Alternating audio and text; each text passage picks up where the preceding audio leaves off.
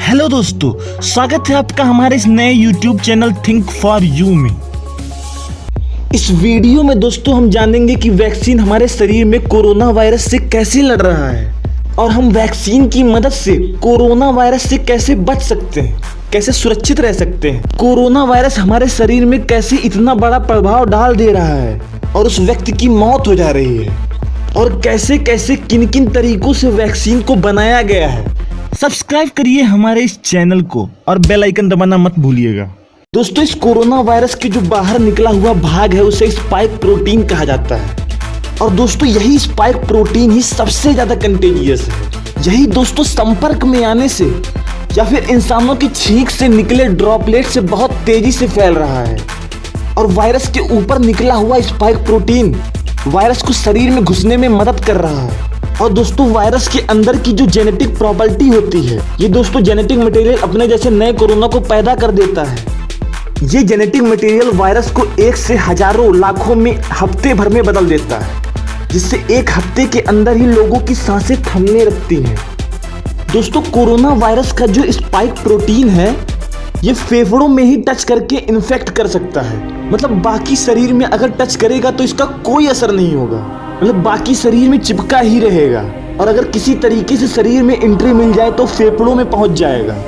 दोस्तों हमारे फेफड़े बहुत ही ज़्यादा सेंसिटिव होते हैं, और हमारे फेफड़ों में रिसेप्टर्स लगे होते हैं जो बाहर से आने वाली ऑक्सीजन या फिर विटामिन और प्रोटीन, इन सभी चीज़ों को हमारे शरीर के लिए सोखता है, यानी अपने अंदर खींच लेता है। लेकिन बहुत बार हमारे फेफड़ों के रिसेप्टर्स में कचरा जम जाता है। बस उसी तरह कोरोना वायरस भी हमारे फेफड़ों के रिसेप्टर्स में जाकर बैठ जाता है और उन रिसेप्टर्स को काम नहीं करने देता। उन रिसेप्टर्स को बहुत मजबूती से जकड़ लेता है और सारी एक्टिविटी धीरे धीरे स्लो होने लगती है। उन्हीं रिसेप्टर से, क्योंकि वो अभी तक ऑक्सीजन, विटामिन और प्रोटीन जैसी चीज़ों को अपने अंदर खींच रही थी, कोरोना वायरस के चिपक जाने पर उन्हें अंदर खींच ले जाती है, जिससे ऑक्सीजन हमारे शरीर में नहीं पहुंच पाता और हमारी सांसें थमने लगती हैं। दोस्तों अंदर न्यूक्लियस में कोरोना वायरस पहुंच जाने की वजह से वो राइबोसोम की मदद से अपने आप को बढ़ाते रहते हैं, रेप्लिकेट करते रहते हैं, जिसकी वजह से पूरे फेफड़ों में सिर्फ कोरोना वायरस ही भर जाता है।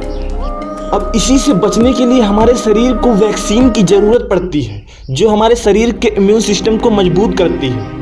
दोस्तों वैक्सीन ऐसी एंटीबॉडी बनाएगी जो इस कोरोना वायरस को रिसेप्टर्स पर चिपकने से रोक लेगी, जिसकी वजह से ये ना तो न्यूक्लियस तक पहुंच पाएगा, ना ही और ज़्यादा कोरोना पैदा कर पाएगा।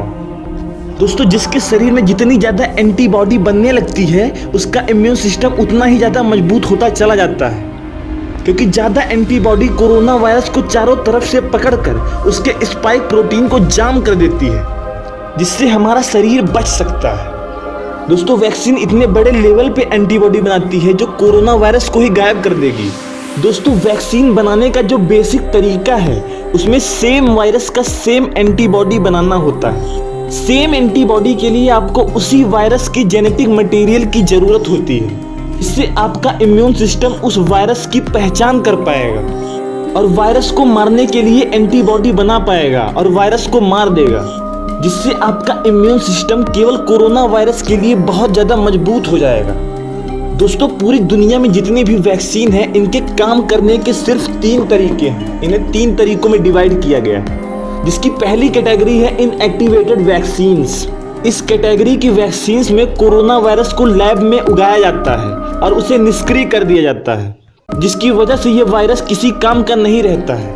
तो हमारे शरीर में इस वैक्सीन को इंजेक्ट करने पर हमारा इम्यून सिस्टम इन निष्क्रिय कोरोना वायरस को मारने के लिए इन्हें पहचान लेता है और वैसी ही एंटीबॉडी डेवलप करके हमारे इम्यून सिस्टम को रियल कोरोना वायरस से बचाने के लायक बना देता है। और दोस्तों अब हमारे पास ऐसी एंटीबॉडी डेवलप हो चुकी हैं जो कोरोना वायरस को पहचान कर उसे मार सकती है, और हमारी बॉडी कोरोना वायरस से सेफ हो चुकी है। दोस्तों वैक्सीन की दूसरी कैटेगरी को वायरल वेक्टर वैक्सीन कहा जाता है। इस वैक्सीन में दोस्तों जीवों के शरीर के एडिनो वायरसेस को लिया जाता है। ये वायरसेस दोस्तों हार्मफुल नहीं होते और इनके जेनेटिक मटेरियल को निकाल लिया जाता है, यानी पहले उस वायरस से उसके जेनेटिक मटेरियल को हटा दिया जाता है और उसकी जगह पर SARS-CoV-2 यानी 2002 वाले कोरोना वायरस, पुराने कोरोना वायरस के जेनेटिक मटेरियल को उस एडिनो वायरस में इंजेक्ट किया जाता है और इसे ही वैक्सीन के रूप में लोगों को दिया जा रहा है। कोविशील्ड और स्पुतनिक भी इन्हीं वैक्सीन की कैटेगरी में आती हैं। बस फर्क ये है